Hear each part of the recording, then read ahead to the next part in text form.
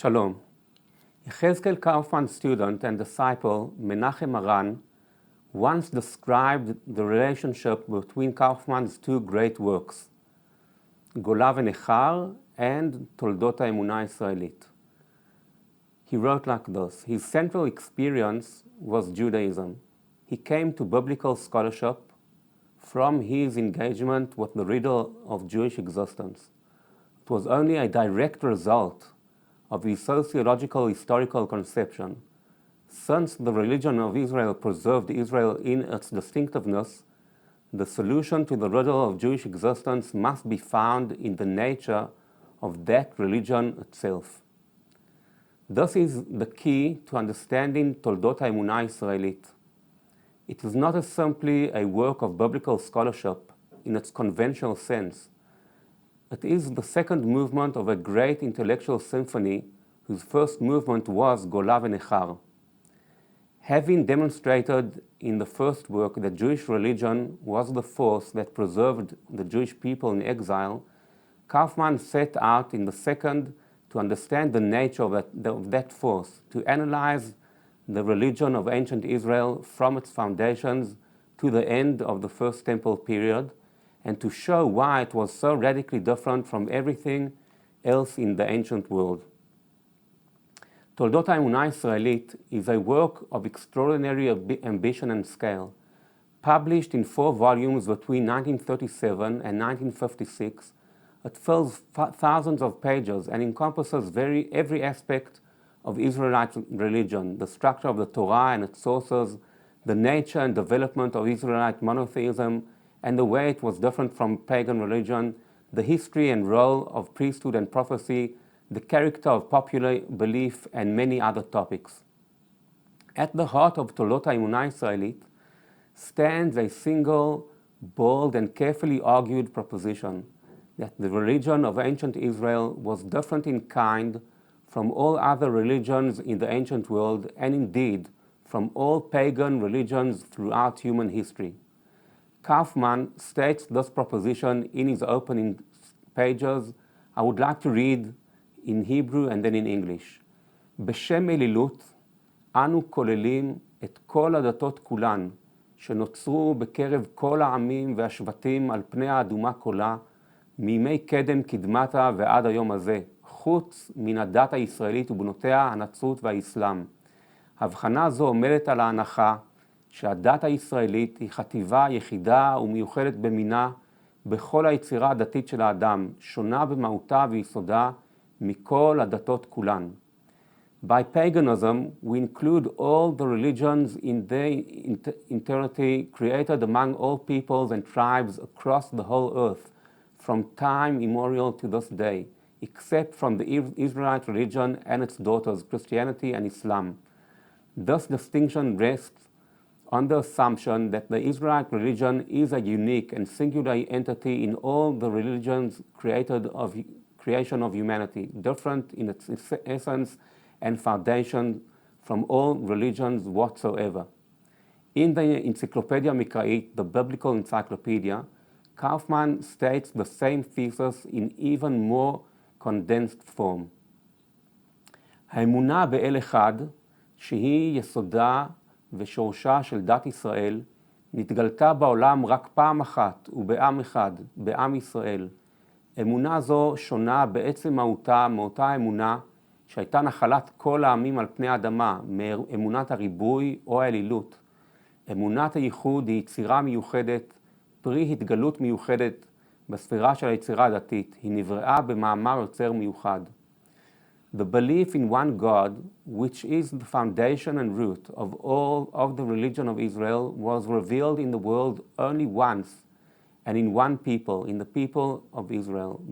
This faith differs in its very essence from that faith which was the inheritance of all peoples on the face of the earth, from the belief in multiplicity or paganism. The faith of unity is a unique creation, the fruit of a unique revelation in the sphere of religious creation. It was created in a special act of creation. To understand what is unique about Israelite religion, Kaufman argues one must first understand the nature of paganism, the religious worldview from which Israelite religion broke radically. And the key to understanding paganism is the concept of mythology. In all pagan religions, Kaufman argues, the gods are embedded in a metaphysical framework that is prior to and independent of them. The gods were born, they fight, they die, they lust, they fear. Above and beneath the gods, there is a domain of being that the gods do not create and cannot control. The gods are subjects of fate, of eternal natural laws, of a cosmic order that predates their existence. They are, in short, powerful and mighty, but not free. This conception of divinity generates the entire mythological imagination. Stories about the births and deaths of God, about their struggles with primordial forces, about their need for human worship and sacrifice, which nourishes them, about the power of magic upon them. The God of Israel, Kaufman argues, is entirely different. His will rules over all. There is no limitation in his sovereignty, and he is not dependent on the will of other gods or on any mythological or magical forces whatsoever. Kaufman's great thesis is polemical. It challenges the dominant paradigm of 19th century biblical scholarship associated above all with the German scholar Julius Wellhausian. The Wellhausian paradigm rests on several claims. First, that the Torah was composed of 4 distinct source documents, designated J, E, D, and P, written at different periods and combined by later editors. Second, and crucially, that these documents were to be arranged in a specific chronological order. J and E were the oldest, pre-8th century.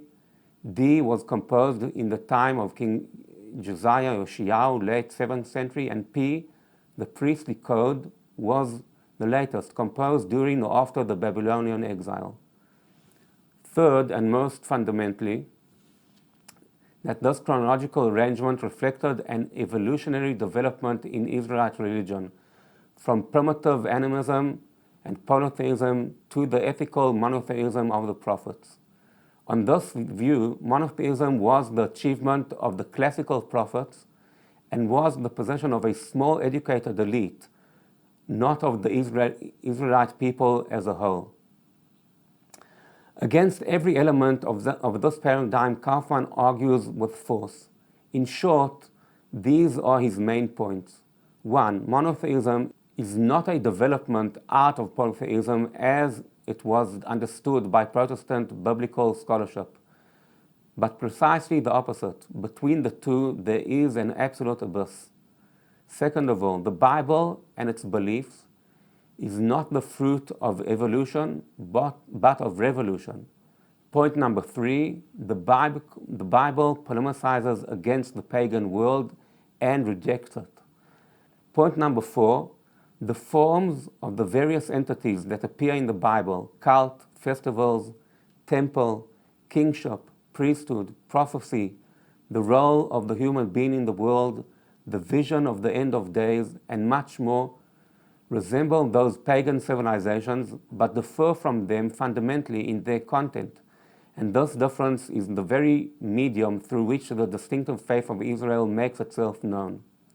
And so, and this is a most important dimension of Toledot ha-Emunah Israelit, it confronts the dominant tradition of Protestant biblical scholarship.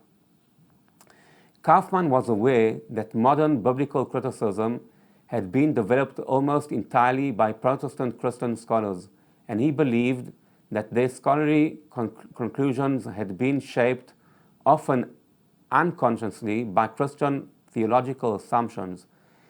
He states this with remarkable directness in a passage that deserves to be quoted in full, first in Hebrew and then in English. התורה המבארת את החורבן הראשון והשני בחטאם של ישראל נולדה מתוך האמונה הישראלית. אבל אחרי חורבן בית שני, נשתרשה תורה זו גם בנצרות, אלא שעל קרקע הנצרות נשתנתה משמעותה בדרך הטבע. תורת החטא היהודית באה לבאר את החורבנות כמשפט אלוהים על העם שבחר בחירת עולם מכל העמים, כדי למרק את חטאיו בייסורים וכדי לעשותו ראוי לתפארת הגאולה המובטחה לו. תורת החטא הנוצרית רואה את חורבנות כעונש על מרי מתמיד של ישראל, ששיאו הריגת בין האלוהים. החורבנות הם אות לזעם אלוהים, לשלילת מעלת הבחירה מישראל, לבחירת ישראל חדש, ישראל לפי הרוח, במקום ישראל לפי הבשר. הריגת בין האלוהים נעוצה לפי זה בנטייתו השורשית של ישראל למרי ולחטא, שעליהם נענש בשני החורבנות, ושבעתיים קיפח את מעלת הבחירה. האידאה הנוצרית הזאת היא גם האידאה היסודית של המדע המקראי המודרני, שיוצריו הם תיאולוגים נוצרים. ברוח אידאה זו מבאר המדע המקראי את נבואת החורבן, ולא עוד, אלא שכל תפיסת תולדות ישראל שלו היא מין לבוש מדעי לאידאה ההיא. הוא ניגש אל תולדות ישראל ביודעים ובלא יודעים מתוך השאלה היסודית. מפני מה דחה העם היהודי את הנצרות שנולדה בקרבו אל תולדות ישראל, הוא מעצב כתשובה על השאלה הזאת. Let me read this in English. The teaching that explains the first and second destructions through the sins of Israel was born from Israelite faith. But after the destruction of the Second Temple, this teaching also took root in Christianity. In Christianity, however, its meaning was changed in the natural course of events. The Jewish theology of sin came to explain the destruction as the judgment of God upon the people he had chosen eternally from all peoples, in order to refine its sins through suffering and make it worthy of the glory of redemption promised to it. The Christian theology of sin sees the destructions as punishment for the persistent rebellion of Israel, whose culmination was the killing of the Son of God. The destructions are a sign of God's worth, of the cancellation of Israel's status of election, of the choice of a new Israel, and Israel according to the Spirit in place of Israel according to the flesh. This Christian idea is also the fundamental idea of modern biblical scholarship, whose creators are Christian theologians. In the spirit of this idea, modern biblical scholarship explains the prophecy of destruction. Indeed, its entire conception of the history of Israel is a kind of scientific grab of that idea. It approaches the history of Israel knowingly and unknowingly from the fundamental question, why did the Jewish people reject Christianity, which was born in its midst? It shapes the history of Israel as a response to this question. Aaron Appelfeld's observation we mentioned in our first lecture, that Kaufman sought to redeem the Bible from Christian scholarship, is thus not a metaphor but a precise description of one of the central motivations of this vast work. Toledot ha-Emunah הישראלית has had a complex legacy. Within the Hebrew reading world, it established Kaufman as one of the towering figures of modern biblical scholarship. The English translation by Moshe Greenberg, The Religion of Israel 1960, made its central arguments accessible to the international scholarly community and influenced a generation of American and Israeli biblical scholars. Kaufman's arguments about the chronological priority of the priestly code, his analysis of the nature of pagan religion and its contrast with his Israelite monotheism, and his account of the relationship between prophecy and popular religion have all generated sustained scholarly debate that continues to this day. His work has been criticized from various directions, but it has never been ignored. At the deepest level, Toledot ha-Emunah הישראלית is a monument to Kaufman's conviction that the religion of Israel was, from its very beginning, something new and revolutionary in the world, a breakthrough in human religions that shaped through its descendants Christianity and Islam, the moral and intellectual history of the entire Western world. This conviction, expressed with extraordinary learning and passion across thousands of pages, is what makes Kaufmann's work endure. But most important of all, and here we return to the opening of the present lecture and to its connection with the previous one about exile and estrangement, Gola ve-Nekhar, Kaufman demonstrated in his two great works the profound link between the survival of the people of Israel across the long centuries of its exile and its singular and incomparable faith. And so, we found ourselves before two extraordinary phenomena in the history of human civilization that are deeply connected: the ancient faith of Israel and the unique historical survival of Israel in exile. So thank you very much. This was our third session, and we'll meet soon in our fourth session about Yehezkel Kaufmann's essay, Churban HaNefesh.